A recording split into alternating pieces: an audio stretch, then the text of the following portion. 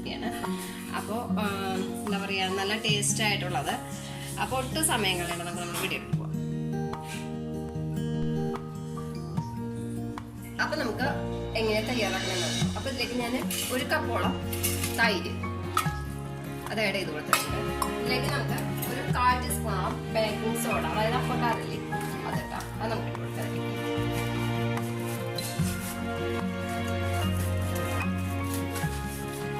1/4 ടീസ്പൂണോളം baking soda ഇട്ട് കൊടുക്കാം. പിന്നെ നമുക്ക് അതിലേക്ക് ഉപ്പ് കൊടുക്കാം.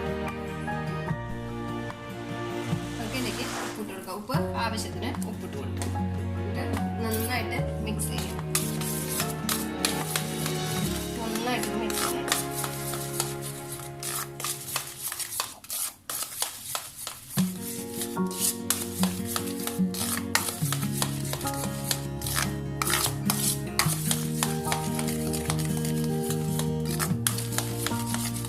നമ്മുടെ തൈരും നല്ലൊരു സ്മൂത്ത് കൺസിസ്റ്റൻസിയിൽ വരും. അത് നമുക്ക് നന്നായിട്ടുള്ളത്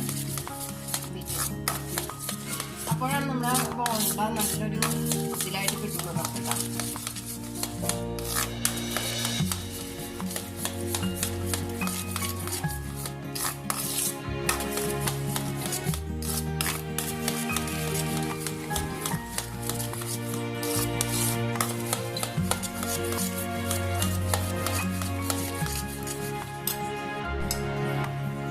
നമ്മുടെ തൈരിൻ്റെ ഒരു കൺസിസ്റ്റൻസി നോക്കുമ്പോൾ ഇതേ പരിപാവണം കേട്ടോ.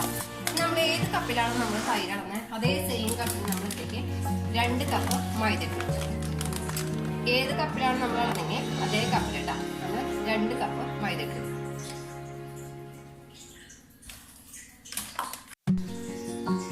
ഇതിലേക്ക് നമുക്ക് 1 കപ്പും കൂടി ഇട്ട് കൊടുക്കാം. നമ്മൾ 2 കപ്പ് മൈദ ഇട്ട് കൊടുക്കും. ഇത് നന്നായിട്ടൊന്ന് മിക്സ് ചെയ്യാം. നമുക്ക് കൈ കൊണ്ട് തന്നെ നന്നായിട്ട് മിക്സ് ചെയ്യാം കേട്ടോ.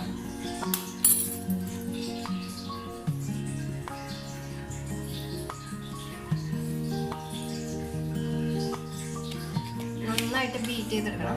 അതാണ് വേണ്ടത്. നമുക്ക് തൈര് പോകണമെങ്കിൽ ഇതിലേക്ക് നമുക്ക് തൈര് ഒഴിച്ചു കൊടുക്കണം കേട്ടോ. നമ്മൾ 1 കപ്പ് തൈരാണ് എടുത്തിരിക്കണം.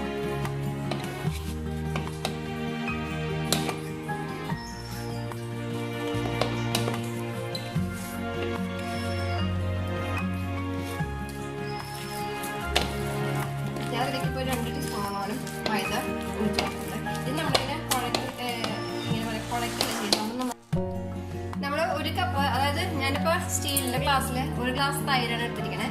ഇതിലേക്ക് നമ്മൾ 2 സെയിം ഗ്ലാസ്സിൽ 2 കപ്പ് മൈദയാണ് നമ്മൾ എടുത്തിരിക്കുന്നത്.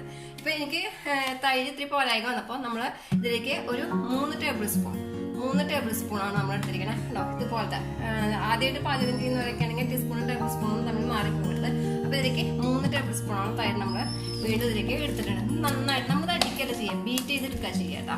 അല്ലാണ്ട് കുഴക്കില്ല. നമ്മൾ ചപ്പാത്തി മാവ് കുഴക്കുന്ന പോലെ കുഴക്കല്ല ചെയ്യുക. നന്നായിട്ട് ഇത് നല്ല ഫ്ലഫി ആയിട്ട് വരണം.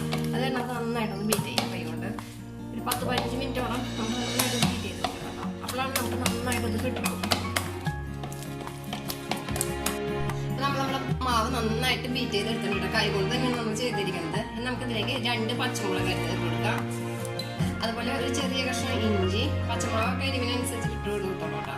ഇഞ്ചി, അതുപോലെ 2 തണ്ട് കരിവേപ്പില, മുളയിലും മഞ്ഞയിലും ഉണ്ടെങ്കിൽ മഞ്ഞയിലും ചേർക്കാം. ഗ്രേറ്റഡ് കോക്കനട്ട്, അതായത് നാളികേരം, ചെറിയ നാളികേരം 2 ടീസ്പൂണോളം ഇട്ട് കൊടുക്കാം. പിന്നെ നമുക്ക് ഇതിലേക്ക് വേണ്ടത് ജീരകം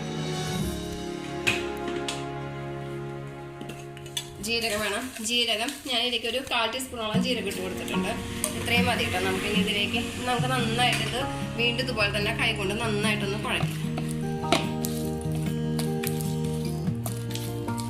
എന്നിട്ട് ഈ മാവ് നമുക്ക് ഒരു 3-3.5 മണിക്കൂറോളം നമുക്ക് ഈ മാവ് റെസ്റ്റ് ചെയ്യാൻ പറ്റും. അപ്പോഴാണ് നമുക്ക് നല്ല ബോണ്ടിയായിട്ട് ഇത് കിട്ടുള്ളൂ കേട്ടോ. അപ്പോൾ അതുകൊണ്ടാണ് നമ്മളിത് അങ്ങനെ ചെയ്യണത്.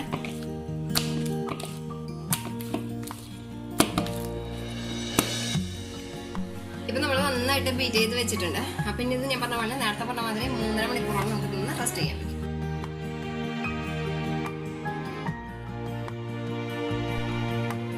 അപ്പോൾ നമ്മുടെ മാവ് റെസ്റ്റ് ചെയ്യാൻ വെച്ചിട്ട് 3.5 മണിക്കൂറോളം ആയിട്ടുണ്ട്. കാരണം 3.5 മണിക്കൂർ ചുരുങ്ങിയത് ഒരു 4 മണിക്കൂറാണ് നമുക്ക് ആവശ്യം. കാരണം മൈസൂർ ബോണ്ട തയ്യാറാക്കാനായിട്ട്. പക്ഷെ നമ്മളിപ്പോൾ ഒരു 3.5 മണിക്കൂറാണ് റെസ്റ്റ് ചെയ്യാൻ വെച്ചത്. അപ്പോൾ കണ്ടോ, നിങ്ങൾക്ക് കാണാൻ കാണുമ്പോൾ തന്നെ അറിയാൻ പറ്റും മാവ് ഇതുപോലെ ആയാലാണ് കേട്ടോ നമ്മുടെ മാവ് നല്ലൊരു സോഫ്റ്റ് ആകാൻ പറ്റുള്ളൂ. അപ്പം നമുക്ക് ഒന്നുകൂടി നന്നായിട്ടൊന്ന് ഇതുപോലെ തന്നെ വെയിറ്റ് ചെയ്ത് കൊടുക്കാം. ഞാൻ അതുപോലെ തന്നെ ഒരു ചീനച്ചട്ടിയിൽ ഇതേ ഓയിൽ ഒഴിച്ച് ചൂടാക്കാനായിട്ട് വെച്ചിട്ടുണ്ട്. നമ്മളിപ്പോൾ ഒന്നും കൂടി കൈ കൊണ്ട് നന്നായിട്ടൊന്ന് ബീറ്റ് ചെയ്തെടുത്തിട്ടുണ്ട്. അതിന് ശേഷം നമ്മൾ കൈ നന്നായിട്ടൊന്ന് വാഷ് ചെയ്യാം. കാരണം വെച്ച് കഴിഞ്ഞാൽ ഇത് കുറച്ച് നനവോട് കൂടി ഇരിക്കുമ്പോൾ കൈ ഇതാവാം. നമുക്ക് നമ്മുടെ ഓയിൽ ചൂടായിട്ടുണ്ട്. നമുക്കിതിന്ന് ഇടാം. ഇതുപോലെ ഇങ്ങനെ എടുക്കാം.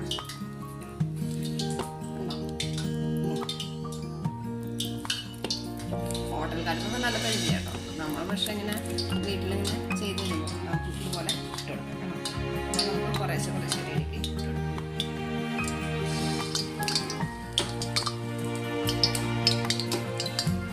അല്ലെങ്കിൽ പിന്നെ കൈ ഇതുപോലെ കുറേശ്ശെ ഉരുളകളായിട്ട് ഇട്ട് കൊടുക്കാം. അങ്ങനെ വേണമെങ്കിൽ നമുക്ക് ചെയ്യാം.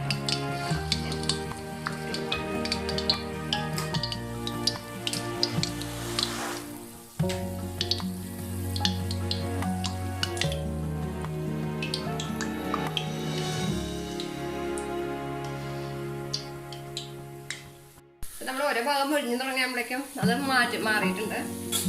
ഓരോ ഭാഗമായിട്ട് നമ്മൾ അപ്പോഴേക്കും മറിച്ചിടാം കേട്ടോ. അപ്പോഴാണ് നന്നായിട്ട് കേട്ടാം. ഇതുപോലെ ഗോൾഡൻ കളർ ആകുമ്പോൾ നമുക്ക് ഓരോ സൈഡായിട്ട് ഇതാവാം. കുറച്ച് നന്നായിട്ട് ഓയിൽ ഉണ്ടായിട്ടാണ് നമ്മുടെ ബോർഡിൽ നന്നായിട്ട് ഇതുപോലെ പൊന്തി വരുള്ളൂ കേട്ടോ. അപ്പൊ നമ്മുടെ അതെ മൈസൂർ ബോണ്ടോടെ നന്നായിട്ട് പൊഴിച്ചിട്ടാണ് നല്ല ഗോൾഡൻ കളറായിട്ട് കിട്ടിയിട്ട് നമുക്കിത് വാങ്ങാം.